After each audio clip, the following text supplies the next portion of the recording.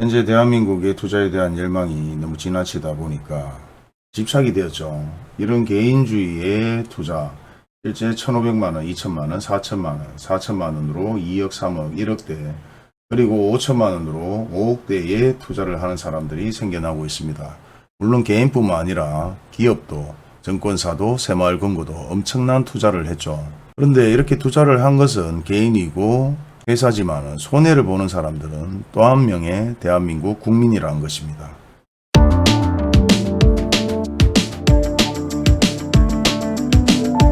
현재 부동산 시장이 엄청나게 급변하고 있는 상황에서 금융사와 건설사, 불과 몇 년 전까지만 해도 행복의 비명을 질렀는데 현 상황에서 고통의 비명을 지르고 있습니다. 현재 대한민국 경제는 예전에 2008년 9년도에 보지 못했던 모든 상황들이 한꺼번에 터지는 것 같은 느낌의 총체적 난국의 길을 걸어가고 있지 않는가 그렇게 생각합니다. 일부 아파트 가격이 조금 꿈틀거린다고 해서 아파트가 오르냐 내리냐 그런 것을 확인하기보다는 현재 은행 일가 쪽에서는 다양한 얘기들이 나오고 있습니다. 증권사도 부실채권 최악의 상태로 가고 있고 마찬가지 대구 새마을금고는 현재 예금리를 뺀다고 난리가 났는 상황입니다. 증권사의 예전 연봉의 담당자는 65억이라는 엄청난 연봉을 받았었죠. 그 돈은 결국은 아파트 거품에 대한 플러스 요인이 됐을 것이고 그런 성과금 잔치를 하던 증권사나 새마을금고 결국은 국민들이 낸 세금으로 또 한 번 공적 자금을 지원하지 않을까 그렇게도 생각해 봅니다. 뻔한 스토리죠. 아파트로 인해서 경기가 어느 정도 좋아졌다고 느끼고 건설사들이 엄청난 막대한 이익을 남기고 그 내부적으로 PF 대출하는 담당자들이 또 한 번 엄청난 성과금을 받고 그로 인해서 대부분 아파트 가격이 상승하고 그것도 모른 채 일반 국민들은 너도 나도 갭 투자다 투기다 엄청나게 묻지도 따지지도 않고 아파트를 사들였습니다. 그리고 그 뒤따라 후발주자들은 정말 아파트 가격이 계속 상승할 것 같은 느낌으로 또 한 번 멋모르고 아파트를 구입했고 현재 물려있는 사람들이 상당히 많습니다. 그리고 현재 국가에서도 다시 한번 새마을금고 유튜브 말을 믿지 말고 정부를 믿어달라. 일단은 믿고 말고와 관계없이 조금이라도 문제가 생길 것 같고 아니다 싶으면 돈을 빼야 되겠죠. 계속해서 넣어놓고 있을 이유가 없어요. 새마을금고 은행 말고는 다른데 은행이 없는 것이 아니기 때문에 굳이 현 상황에 좋지 못하다는 얘기들이 나오고 있음에도 불구하고 계속해서 새마을금고에 돈을 넣어놓을 이유도 없는 것이고 아파트 가격이 떨어진다고 얘기하고 있는데도 굳이 현재 아파트를 구입할 이유가 없다는 거죠. 동일한 맥락입니다. 뭐 유튜브 말이 맞고 안 맞고 이게 중요한 게 아니다는 거죠. 현실적으로 아파트든 새마을금고든 증권사든 건설사든 지금 대부분 부실에 대한 내용들이 계속해서 나오고 있고 하락에 대한 내용들이 나오고 있고 아파트 가격이 거품이다. 그 이유는 즉슨 결국은 PF 담당자들의 고액의 연봉들 그리고 연봉 말고도 뒷거래를 엄청나게 했을 것입니다.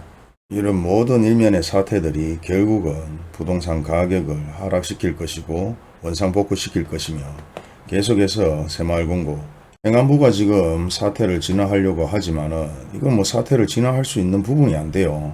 여기저기서 계속 터집니다. 전세 사기 사건.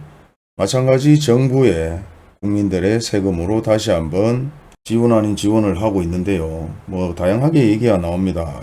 예전에 다가구 주택 사건 사고가 터졌을 때는 국가에서 지원을 해주지 않았는데 왜 이번에 빌라 전세 사건에 대해서는 대부분 국가에서 지원을 해주느냐 이런 얘기들도 나오고 있고 PF의 부실채권 그리고 건설사들 지금 부도에 대한 얘기들이 계속해서 나오고 있습니다. 결국은 공적 자금으로 지원을 해줘야 되는데 실제 국가에 곳간에 돈이 얼마나 많이 쌓여 있는지는 모르겠습니다만 예전에 2007, 8년도에 터졌던 일들과 비교를 해본다면 지금 사태가 매우 심각한 사태다.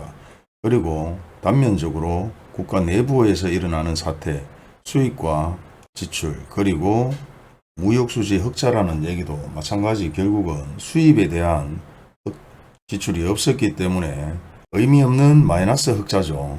그리고 경제지표에 보면 주식과 달러는 올라가고 채권은 내려간다는 얘기를 하고 있지만은 이마저도 상세하게 또 확인을 해 봐야 됩니다. 또 어떤 뉴스에서는 주식은 하락하고 채권과 달러가 올라간다. 근데 미국 지표를 보게 되면요. 지금 상당한 문제점들이 계속해서 발생되고 있습니다. 미국의 장기 채권 금액이 올라가야 되는데 단기 채권 금액이 올라가고 있다. 그 이유는 즉슨 결국은 우리가 경기가 좋지 못할 때 대출을 한다. 그랬을 때 뭐 차채를 쓴다. 뭐 이런 내용으로 비교를 해본다면은 사채이자에 대한 단기적인 사채이자가 더 높다는 겁니다. 장기적인 사채이자가 좀 낮다. 뭐 그렇게 얘기를 하면 좀 쉽게 풀이가 될란가 모르겠는데 아무래도 미국의 채권이 그만큼 가격이 장기적인 채권이 내려간다는 것은 미국의 경제가 좋지 못하기 때문에 단기 채권이 올라간다는 거죠. 왜? 결국은 단타를 한다는 겁니다. 그리고 그 중에서는 가장 중요한 채권을 가장 많이 가지고 있는 나라가 중국입니다. 그런데 미국의 은행 총재가 며칠 전 중국으로 말도 없이 떠났습니다. 채권에 대한 뉴스들이나 유튜브는 다양하게 많기 때문에 한 번씩 찾아서 확인해 보시면 되고 본다고 해서 다 이해가 되지는 않을 수도 있겠지만은 미국 경제가 지금 그만큼 힘들어져 있는 상태다. 언제 터져도 이상하지 않을 만큼 지금 강제적으로 모든 것을 금리를 인하시켰고 채권 시장 안정화를 시키려고 노력을 했지만은 결국은 시간이 지나서 터질 수밖에 없는 아주 위험한 상황에 놓여져 있다. 그렇다면 지금 모든 정황을 비교해 본다면 2007, 8년도의 위기 상황과 현재의 위기 상황은 비교도 되지 않을 만큼 거품이 나라 전체를 덮었다고 말할 수 있습니다. 그리고 엄청난 돈들이 소멸되었죠. 주식으로 손해를 받는 분들, 주식으로 사기를 쳤는 사람, 부동산으로 손해를 받는 사람, 부동산으로 사기를 쳤는 사람, 이런 돈들을 국가에서 결국은 환수해야 되는데 환수하지 못하고 있다는 겁니다. 그렇다면 그런 돈들은 대부분 정발되었다. 그리고 경제 상황은 매우 좋지 못하고 계속해서 강제적으로 누르고는 있지만은 나중에는 곧 터질 수 있는 이런 모든 부분들이 뉴스에 하나부터 열까지 나오고 있지는 않습니다. 그렇기 때문에 개별적으로 하나부터 열까지 다 찾아봐야 되고요. 국가에서 실시하는 이유는 경제 위기를 타파하고자 하는 가장 큰 목적을 가지고 있지만은 개별적으로 누구 하나 개개인을 지켜주지는 않습니다. 조금이라도 위험하다 싶으면 당연히 예금리는 인출을 해야 되는 게 정상일 것이고 아파트 하락이 시작되었는데 현 상황의 분위기가 좋지 못하다면 당연히 사지 않고 아파트 가격이 오를 것인지 내릴 것인지 면밀하게 체크해보고 지켜봐야 되겠죠. 언제 폭락해도 이상하지 않을 만큼의 지금 대한민국의 아파트 가격, 언제 터져도 이상하지 않을 만큼의 대한민국의 경제, 적어도 여러분들이 아파트 구입해서 돈을 벌고자 한다면 이 정도 경제적으로 돌아가는 정도는 알고 아파트를 구입해야 되지 않을까. 현재 아파트 가격이 조금 움직인다고 해서 아파트 가격이 상승할 것이라는 막연한 생각으로 아파트를 구입했다가는 천당을 맛보기 전에 지옥을 먼저 맛보게 될 것입니다. 항상 얘기를 드립니다. 아파트 가격이 오를 수 있는 이유가 뭐가 있는지 얘기를 해보라고 얘기를 합니다.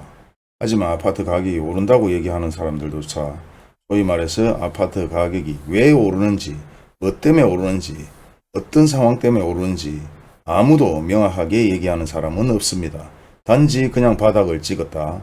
입주 물량에 대한 얘기를 하고 서울 아파트 가격이 상승한다는 얘기를 하고 분양시장이 다시 한번 뜨거워진다는 얘기를 하고 바보 같은 소리만 짓거리고 있습니다. 그런 바보 같은 짓거림에 또 한번 속는 사람들이 더 웃긴 거죠. 아무튼 지식도 경험도 없고 노력도 하지 않는 사람들이 돈을 벌려고 저렴하게 아파트를 구입하는 세상에 우리는 살고 있습니다. 최악의 경기 악화와 최악의 아파트 폭락, 끝날 때까지 끝난 게 아니다. 여러분들은 얼마나 알고 계시고 얼마나 노력을 하고 계신지 다시 한번 뒤돌아보시기 바랍니다. 감사합니다.